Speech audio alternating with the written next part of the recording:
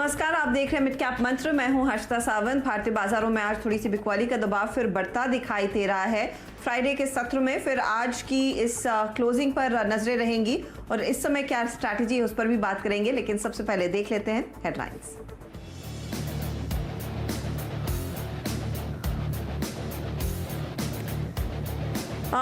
बाजार में आज बिकवाली फिर हावी हुई। निफ्टी 10,750 के नीचे फिसला। निफ्टी बैंक में 450 पॉइंट से ज्यादा की गिरावट। एचडीएफसी बैंक के साथ आईसीआईसीआई बैंक और एक्सिस ने बनाया सबसे ज्यादा दबाव। We are confident on the recovery happening, and with the recovery obviously we will see the margins improving.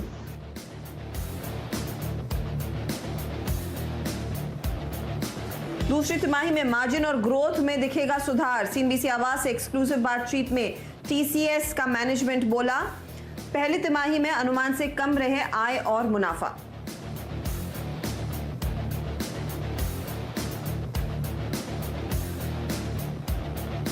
Reliance और बीपी ने मिलकर शुरू किया नया फ्यूल जेवी। जॉइंट वेंचर्स में रिलायंस की 51% तो बीपी की 49% रहेगी हिस्सेदारी।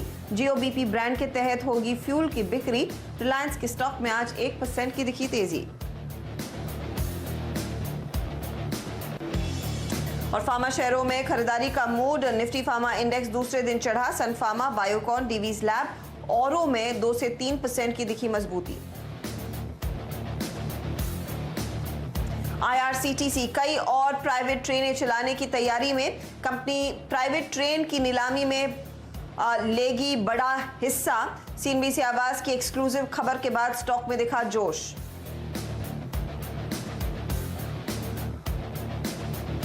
और फर्टिलाइजर शेयरों में दिखी रौनक। जीएनएफसी, जीएसएफसी जैसे स्टॉक्स आज 3% तक चढ़े।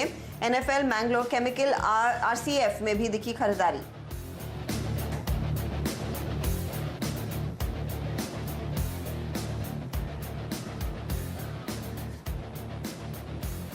और मार्केट के एक्शन पर हमारी नजरें रहेंगी, जहां पर देखिए आज के सत्र में मुनाफा वसूली देखने को मिली है।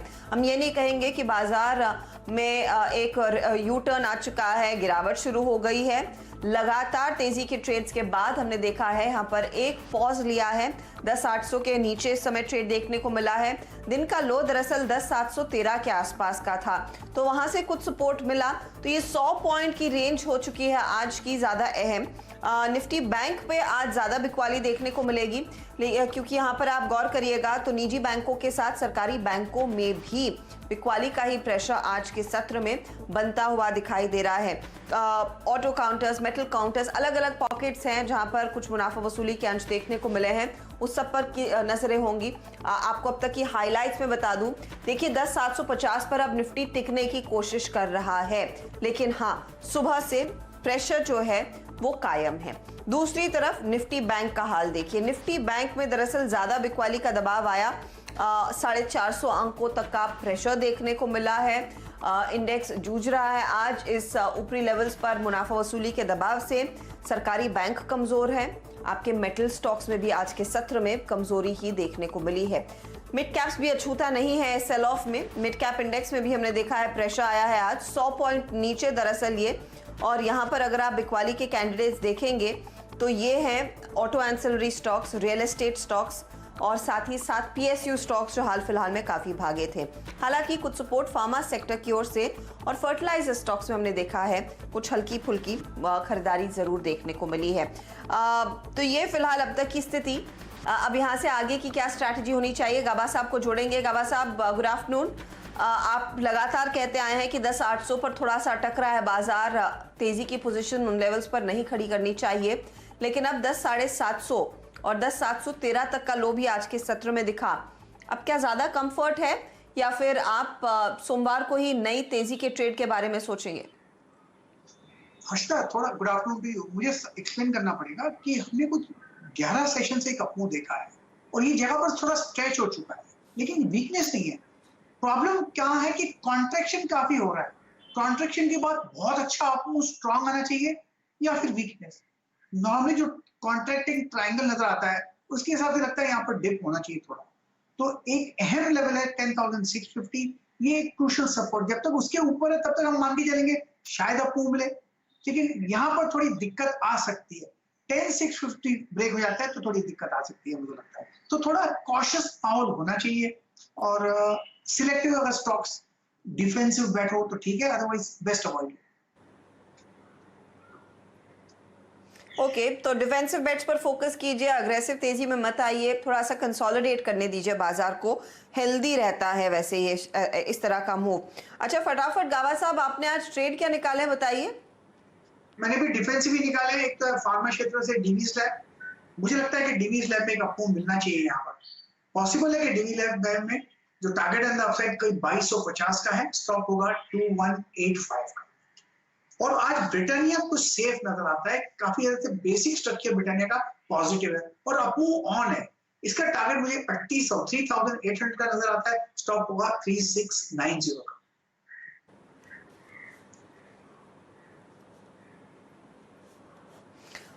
ओके, तो डीवीज लैब में एक ट्रेड जरूर देखा जा रहा है, उस पर आप फोकस करें, इस समय एक अच्छा मौका, और ब्रिटानिया पर भी तेजी की ही कॉल आ रही है।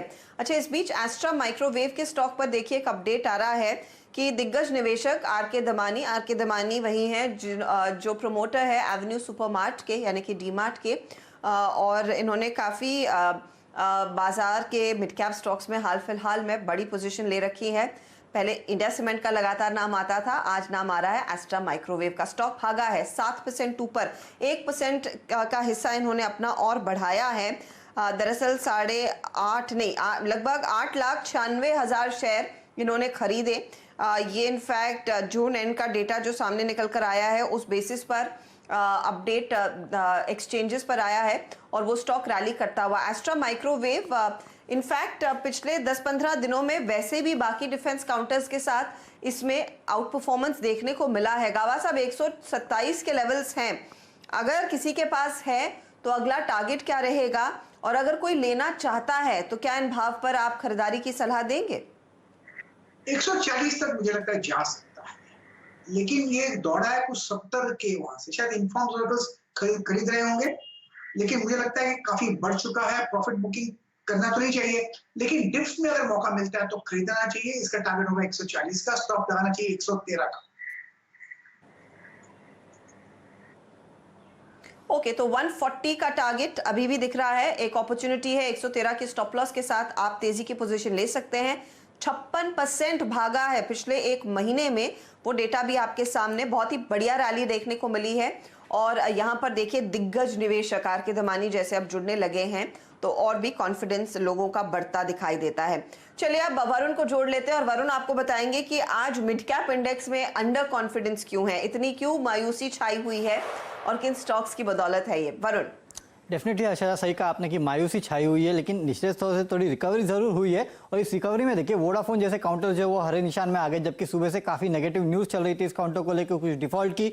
लेकिन देखिए किस तरह का टर्न अराउंड आया है, 3-3.25% के आसपास की तेजी अब देखने मिली। लेकिन कुछ खराब खबरें येस बैंक के लिए, जो एफपीओ का प्राइस डिसाइड किया 12 से 13 रुपए का है, स्टॉक में 5% के आसपास की गिरावट। और टाटा पावर, गुजरात सरकार ने जो टैरिफ बढ़ाए थे उसको वापस लिया है, तो उसका इंपैक्ट जो है टाटा पावर जैसे काउंटर्स में जहां 3-3.25% के आसपास की गिरावट देखने मिल रही है। लेकिन तेजी में एक सेक्टर है और वो है फार्मा सेक्टर, क्योंकि जो रिपोर्ट्स निकल के आ रही है कि जून के महीने में करीब 2.5% के आसपास की ग्रोथ जो इंडिया फार्मा इंडस्ट्री में देखने मिली, उसके चलते जितने फार्मा स्टॉक्स है उनमें आज खरीदारी देखने मिल रही है। और अस्त्र माइक्रो की आप बात कर रहे थे थोड़ी देर पहले, इनफैक्ट जो डिफेंस के काउंटर्स है और डिफेंस पीएसयू खासकर अगर आप देखें तो वहां बेहतरीन तेजी जो है वो फिर से तूल पकड़ते हुए दिखाई दे रही है। भारत डायनेमिक्स, एचएएल को देख लीजिए, आज फिर से यहाँ खरीदारी देखने मिल रही है, 1 से 5% के आसपास की तेजी है। इन काउंटर्स के अलावा जहां पे तेजी है उसमें कुछ हद तक गुजरात गैस है 3.5% की तेजी, फर्टिलाइजर स्टॉक्स में चंबल फर्टिलाइजर, एमसीएक्स और एंड्योरेंस टेक जैसे काउंटर्स है जहां कुछ हद तक तेजी है। लेकिन प्रेशर काफी ज्यादा देखने मिल रहा है बैंकिंग और एनबीएफसी काउंटर्स में, और उसमें भी खासकर पीएसयू बैंकिंग स्पेस देखिए, पीएनबी 5.5% गिरा है। आरबीएल पिछले कुछ दिनों से चला था, अब यहाँ भी 3.5% की गिरावट। सुंदरम फाइनेंस जैसे काउंटर, एलआईसी हाउसिंग फाइनेंस जैसे काउंटर है जहां पे गिरावट देखने मिल रही है। और इसके अलावा मेटल्स और माइनिंग काउंटर, आज यहाँ अच्छा खासा प्रेशर है। सेल में देखिए 2.5%, इमामी यूनाइटेड बेवरेज में 3-3.5% की गिरावट, और अशोक लेलैंड भी करीब 1.5-2% के आसपास की गिरावट ही दिखा रहा है। ओके, तो ये फिलहाल अब तक का हाल मिड कैप स्टॉक्स का। लेकिन इस सबके बीच देखिए एक पॉकेट है जहां पर हमने देखा है आज के दिन अच्छा डेटा निकल कर आया है और वो दरअसल है इंश्योरेंस कंपनियां। इंश्योरेंस कंपनियों की जो प्रीमियम्स है वो लगातार बढ़ते दिखाई दे रहे हैं और यतिन इनफैक्ट इस पर हमारे साथ जुड़ रहे हैं। डायरेक्टर साहब अगर जुड़ गए हो तो यतिन तो उनके पास चलेंगे। साइंस है कि यहाँ पर थोड़ा सा इजाफा जरूर देखने को मिला है। अच्छा यतिन है, यतिन बताइए किस तरह की प्रीमियम एडिशंस देखने को मिले हैं? आफ्टरनून हर्षदा, देखिए ये डेटा को दो तरीकों से देखना चाहिए, ईयर ऑन ईयर बेसिस पे और मंथ ऑन मंथ बेसिस पे। अगर आप साल दर साल देखें तो लाइफ इंश्योरेंस प्रीमियम में जो है 10% की गिरावट दर्ज हुई है। लेकिन अगर आप प्राइवेट सेक्टर की बात करें तो इंश्योरेंस प्रीमियम्स साल दर साल लगभग सिर्फ 1% गिरे हैं। मैं ये बात कर रहा हूँ लाइफ इंश्योरेंस के लिए। अच्छा, अगर आप बात करें HDFC लाइफ की तो टोटल प्रीमियम जो है वो डाउन है ईयर ऑन ईयर बेसिस पे लगभग 1% से। ICICI प्रूडेंशियल लाइफ, जहां अगर आप ईयर ऑन ईयर बेसिस पे बात करें तो 37% की गिरावट है। लार्जली ये गिरावट है लॉकडाउन के चलते प्रीमियम कलेक्शंस हो नहीं पाए हैं। लेकिन सिल्वर लाइनिंग है, मैक्स लाइफ इंश्योरेंस पे ये स्टॉक काफी एक्टिव है, वायदा बाजार में लगभग 3% की बढ़त है। यहां हमने देखा है कि टोटल प्रीमियम साल दर साल है जो 17% जो है राइज हुए हैं, इंक्रीज हुए हैं। और ये एक्सिस बैंक के साथ जो पार्टनरशिप है मैक्स लाइफ की, इसका सीधा फायदा यहाँ पहुंचता हुआ दिखाई दे रहा है। सिमिलरली SBI लाइफ की अगर आप बात करें तो यहाँ टोटल प्रीमियम जो है 15% बढ़े हैं ईयर ऑन ईयर बेसिस पे और यहाँ भी हमने स्टॉक में काफी अच्छा मोमेंटम देखा है। अगर आप मार्केट लीडर LIC की बात करें तो यहाँ टोटल प्रीमियम सिर्फ 12% गिरे हैं, जहां की एनालिस्ट का एक्सपेक्टेशन बहुत ज्यादा था। लेकिन अगर आप ये data month on month basis पे देखें तो इंश्योरेंस प्रीमियम HDFC लाइफ के लिए दुगने हुए हैं, मैक्स लाइफ के लिए भी लगभग 110% यानी 1.1 गुने ज्यादा बढ़े हैं। SBI लाइफ की बात करें तो लगभग 1.5 गुना ज्यादा कलेक्शन हुआ है मंथ ऑन मंथ बेसिस पे। और LIC की अगर आप बात करें तो प्रीमियम यहाँ भी मंथ ऑन मंथ लगभग 1.25 गुना ज्यादा है। तो कहने का मतलब ये है कि जो हमने कमजोरी देखी है ईयर ऑन ईयर बेसिस पे वो कहीं ना कहीं रिकवरी की बात दर्शा रहा है। तो अगर आप month on month basis data देखें तो बहुत जबरदस्त तरीके से इंश्योरेंस प्रीमियम में रिकवरी हुई है। इसका सीधा असर हमको शेयर प्राइसेस पे देखने को मिल रहा है, चाहे वो सरकारी इंश्योरेंस कंपनीज हो चाहे वो निजी इंश्योरेंस कंपनीज हो। सब जगह हमने आज के सत्र में शेयर प्राइसेस में रिकवरी देखी है, बाइंग देखी है, क्योंकि मंथ ऑन मंथ कलेक्शंस काफी हद तक इंप्रूव हुए हैं लॉकडाउन खुलने के बाद। और इनमें एक स्टॉक है जो आगे है HDFC लाइफ, जिसका जिक्र यतिन कर रहे थे कि 2 गुना ज्यादा प्रीमियम में इजाफा मंथ ऑन मंथ बेसिस पर देखने को मिला और ये अच्छा सिग्नल है। इस पर एक राय फटाफट ले लेते हैं गाबा साहब से। यतिन शुक्रिया इस अपडेट के लिए। गाबा साहब, SBI लाइफ और HDFC लाइफ दोनों में अच्छी तेजी देखने को मिली है और वायदे बाजार का स्टॉक है HDFC life, open interest addition ज्यादा देखने को मिला है, ट्रेड लेंगे? SBI लाइफ तो बाय मोड पर है ही, स्ट्रॉन्ग सपोर्ट जोन 840 में है, ऑन द अपसाइड कोई 900 के करीब जा सकता है, तो बेसिक स्ट्रक्चर पॉजिटिव है। रही बात HDFC लाइफ की, यहाँ पर भी ले सकते हैं, यहाँ पर स्ट्रॉन्ग सपोर्ट जोन करीब 580 के करीब है। मुझे लगता है इसका टारगेट ऑन द अपसाइड कुछ 610 से 620 हो सकता है। स्ट्रक्चर पॉजिटिव है, इसमें जो भी डिप्स मिलती है लेने का मौका बन जाता है। दोनों ही स्टॉक अच्छे हैं, अगर मुझे एक चॉइस करना है तो मैं HDFC लाइफ लूंगा, वैसे दोनों ही ठीक है। HDFC लाइफ प्रेफर्ड चॉइस रहेगी। स्टेट बैंक ऑफ इंडिया के लाइफ इंश्योरेंस बिजनेस में भी हमने देखा है आज अच्छे वॉल्यूम्स के साथ 2% की तेजी देखने को मिली है। कुछ देर पहले हम RK दमानी साहब की बात कर रहे थे और जिक्र किया था मैंने आपको कि एस्ट्रा माइक्रोवेव में इन्होंने अपनी पोजीशंस या फिर जो स्टेक है वो बढ़ाया है, ज्यादा शेयर खरीदे हैं जून तक का। इन्हीं की प्रोमोटेड दूसरी company Avenue supermart, D mart, हम सबका फेवरेट स्टोर, इसके नतीजे भी आएंगे और उस पर नजरें होंगी। सुमित इनफैक्ट कुछ डेटा निकाल कर बैठे हैं। सुमित बताइए, क्या कुछ बेहतरी की उम्मीद की जाए? मेरे ख्याल में स्टोर ज्यादा खुले हैं अनलॉक के चलते, उसका फायदा होपफुली मिलेगा नंबर्स में। शुक्रिया हर्षिता। देखिए नंबर्स तो ये चीज़ नहीं रिफ्लेक्ट कर रहे हैं। मेजर ब्रोकर से ही मानते हैं कि शायद एक मेजर डैमेज का इम्पैक्ट हो, क्योंकि जो भी लॉकडाउन के स्टोर्स खुले हैं वो second half of the quarter से खुले हैं। पहले क्वार्टर जो हाफ है क्वार्टर का, उस पर एक मेजर इम्पैक्ट आया। और क्योंकि ये महाराष्ट्र और गुजरात में मेजर प्रेजेंस रखते हैं, रफली 63% 65% के आसपास का रेवेन्यू इनका इन्हीं दोनों स्टेट से आता है, तो इस वजह से उस पर सबसे ज़्यादा इम्पैक्ट भी लॉकडाउन का वहीं रहा है। तो शायद इस वजह से भी इनके नंबर से थोड़ा दबाव आता हुआ दिखाई पड़े। पहले आंकड़े देखिए, ब्रोकर्स मान रहे हैं कि करीब 32-33% के आसपास इनका रेवेन्यू टूटने का अनुमान है। रफली 3900 करोड़ रुपए यह आंकड़ा आएगा। 5780 करोड़ पिछले साल इसी तिमाही में और 6000 करोड़ रुपए के आसपास पिछली तिमाही में। तो सीक्वेंशियली भी और वाई भी टूटने का अनुमान है। इसके अलावा ईबिटा फ्रंट पे करीब 118 करोड़ है, जो कि 595 करोड़ से टूट कर आएगा, यानी 80% डिक्लाइन ब्रोकर मान रहे हैं कि नंबर्स में ईबिटा फ्रंट पर आता हुआ दिखाई पड़ेगा। मार्जिन सिंगल डिजिट में आएंगे, लोअर साइड पर 3% के आसपास की बातचीत हो रही है। 10-10.5% कंपैरिजन में आंकड़ा होगा। और मुनाफा जो कि 335 करोड़ था पिछले साल इस तिमाही में, और पिछली तिमाही में भी 380-390 करोड़ के आसपास था, वहां से टूट के रफली डबल डिजिट में 45 करोड़ के आसपास आने की बात की जा रही है, यानी कि 80% के आसपास का डेंट यहां पर भी आता हुआ दिखाई पड़ेगा। एक कॉस्ट वाइज थोड़ा सा एस्केलेशन, जिसकी वजह से इनके ईबिटा श्रिंक होते हुए दिखाई पड़ेंगे। थिन मार्जिन प्रोडक्ट्स की ज्यादा सेल हुई है, इसलिए इनका प्रोडक्ट मिक्स भी लोअर साइड पे आएगा। दो चीजें बहुत इंपॉर्टेंट हैं, एक अगली छमाही को लेकर कमेंट्री क्या आती है, किस तरह स्टोर ऑपरेशनल है, क्या कॉस्ट है, और दूसरा मैनेजमेंट ये मान के चल रहा है कि बॉटम आउट हो गया है या थोड़ा और इंपैक्ट देखने को मिलेगा। ये 2-3 चीजें हैं जिनके ऊपर नजर रखनी होगी इस तिमाही के नंबर्स में। जी हाँ, तो आगे की कमेंट्री पर नजरें रहेंगी। लेकिन Sumit, on a lighter note, मेरे घर के पास में जो डीमार्ट है, अगर सिर्फ उसी की परफॉर्मेंस देखें तो नंबर्स बेहतर होने चाहिए, क्योंकि आप कभी भी जाएं उस रास्ते पर लंबी लाइन लगी रहती है, ट्रैफिक जैम हो जाता है, क्योंकि इतने सारे लोग डीमार्ट बार बार विजिट करते हैं चीजें खरीदने के लिए। और ये लॉकडाउन के दौरान हुआ है, अनलॉक के बाद तो और भी लंबी कतारें थी वहां पर। देखते हैं नंबर्स कैसे आएंगे। गाबा साहब बताइए, डीमार्ट में कोई ट्रेड है क्या प्री नंबर्स? पर मेरे ख्याल से डीमार्ट का जो चार्ट है हायर टाइम फ्रेम बेसिस पर, उसके हिसाब से 2300 के आसपास स्ट्रॉन्ग सपोर्ट जोन है।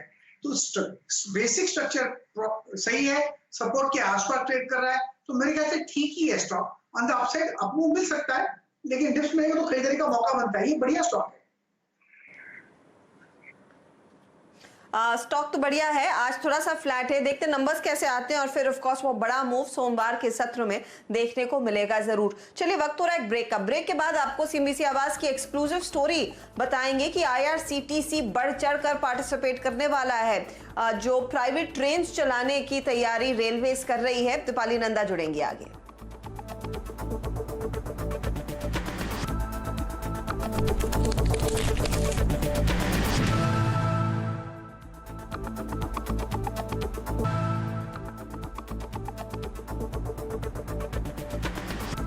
और अब बात करते हैं मिड कैप मंत्र में आईआरसीटीसी की। आपको याद होगा कि जल्द ही 21 जुलाई से दरअसल रेलवेज एक प्री बिड कॉन्फ्रेंस करने वाली है। जो प्राइवेट ट्रेनें चलाई जाएंगी उसमें आईआरसीटीसी एक फ्रंट रनर साबित हो सकता है। दीपाली नंदा हमारे साथ जुड़ गई हैं, रेलवेज को क्लोजली ट्रैक करती हैं और सूत्रों के हवाले से इनके हाथ ये अपडेट लगा है। दीपाली बताइए, कितना अग्रेसिव बिड आएगा आईआरसीटीसी की ओर से, और किन सेक्टर्स में ज्यादा एक्टिवली इन्वॉल्व रहना चाहेंगे प्राइवेट ट्रेन्स में? देखिए हर्षिता जी, जैसे कि आप जानते हैं कि अगर हम आईआरसीटीसी की बात करें तो देश में पहली प्राइवेट ट्रेन तेजस के तौर पर आईआरसीटीसी ने ही चलाई है। इस वक्त की बात करें तो 3 प्राइवेट ट्रेनें आईआरसीटीसी की तरफ से चलाई जा रही हैं। अब हमें ये एक्सक्लूसिव जानकारी मिल रही है कि रेलवे की तरफ से जो आरएफक्यू फ्लोट किया है उसमें काफी दिलचस्पी दिखा रही है ये कंपनी, और हमें ये एक्सक्लूसिव जानकारी मिल रही है कि 21 जुलाई को जो पहली प्री बिड कॉन्फ्रेंस बुलाई गई है आईआरसीटीसी उसमें तो पार्टिसिपेट करेगी ही, साथ ही साथ तैयारी की जा रही है। पूरा डॉक्यूमेंटेशन प्रोसेस को काफी तेजी से किया जा रहा है कि जब आरएफक्यू के लिए लास्ट डेट हो उससे पहले ही अपना दावा आईआरसीटीसी रेलवे में जमा करवा दे। जो सूत्र हमें बता रहे हैं वो ये कि हो सकता है जो दिलचस्पी है वो दिल्ली मुंबई क्लस्टर जो बनाए गए हैं उनके तहत जो 4 से 5 रूट आइडेंटिफाई किए गए हैं रेल मंत्रालय की तरफ से, उन रूट्स के लिए आईआरसीटीसी की तरफ से बोली लगाई जा सकती है। इस रूट की बात मैं इसलिए कर रही हूं क्योंकि रेलवे का एक बड़ा प्लान ये भी है कि दिल्ली से मुंबई जो कॉरिडोर है वहां पर ट्रेनों की स्पीड को बढ़ाया जाए, पूरे ट्रैक को अपग्रेड किया जाए। इस लिहाज से जो भी कंपनी उस रूट के लिए बोली लगाएगी उसके लिए काफी अच्छा फायदा होता हुआ दिखाई देगा। इसके पीछे बड़ी वजह यह भी है कि काफी डिमांडिंग रूट है, दिल्ली टू मुंबई फुटफॉल काफी ज्यादा रहती है। जितनी भी ट्रेन हो वो इस रूट पर कम ही रहती है क्योंकि देश से कई सारे लोग इस रूट पर ट्रैवल करते हैं। अगर इस प्रोजेक्ट की कॉस्ट की बात की जाए तो 30,000 करोड़ रुपए के निवेश निवेश आने की उम्मीद रेलवे को है। यहां पर मैं आपको बता दूं कि IRCTC पूरी तरह से अब तैयारी कर रही है कि ज्यादा से ज्यादा वो अपनी पार्टिसिपेशन प्राइवेट प्लेयर के तौर पर मार्केट में लेकर आए। ओके, तो एक प्राइवेट पार्टिसिपेशन बढ़ता हुआ दिखाई देगा। IRCTC सिर्फ 3 प्राइवेट ट्रेनें इस समय चला रही है, जिसमें से 2 तेजस है। और इस खबर को हमने 11 बजे को ब्रेक किया था। अब देखिए वो स्टॉक अभी भी 1400 के ऊपर ही ट्रेड कर रहा है, तो एक ट्रेंडिंग काउंटर है, तेजी रहेगी। शुक्रिया दीपाली इस अपडेट के लिए। इस बीच दिग्गज रिलायंस इंडस्ट्रीज फ्रेश रिकॉर्ड हाइस पर पहुंचा है। 1867 के लेवल्स इसने छुए। याद रखिएगा, एक अपडेट हम आपको पहले ही दे रहे थे कि जियो BP वाली फ्यूल रिटेलिंग डील हो चुकी है, उसके चलते स्टॉक में एक स्पाइक देखने को मिला है। आज के सत्र में 2% ऊपर है, और अगर रिलायंस इंडस्ट्रीज का साथ नहीं होता तो आज हम शायद 10,700 के नीचे भी खड़े होते। अगले हफ्ते AGM होने वाली है 15 तारीख को, उसके पहले एक बहुत तगड़ा मोमेंटम रन रिलायंस इंडस्ट्रीज ने हासिल कर लिया है। चलिए इसी के साथ काबा साहब आपसे भी लेंगे इजाजत। मिड कैप मंत्र में इतना ही, लेकिन स्टॉक्स में बड़ा एक्शन देखने को मिल रहा है, इस सब पर हमारी नजरें रहेंगी। ब्रेक के बाद आप बने रहिए CNBC आवाज पर।